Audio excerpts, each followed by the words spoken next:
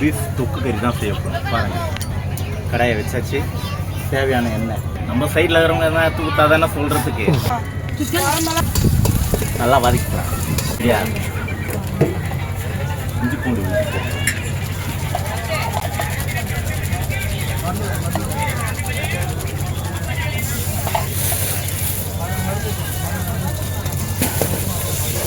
இது குழம்பு மிளகாத்தூள், வெறும் மிளகாத்தூள், மஞ்சத்தூள், கரம் மசாலா ஆட் பண்ணிக்கலாம்.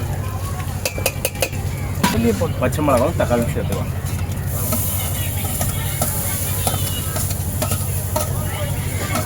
ட்ரையாக இருக்கிறதால கொஞ்சம் தண்ணி ஆட் பண்ணிக்கலாம். இப்போ தேவையான அளவு உப்பு சேர்த்துக்கலாம்.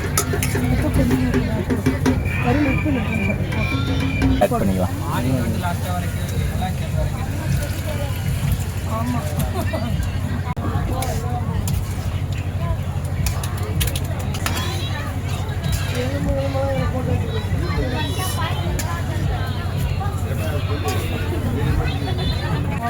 சாப்பாடு பார்க்குறேன்.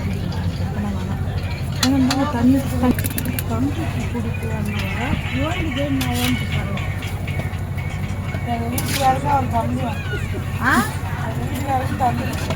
அதுவும் இப்போ தான்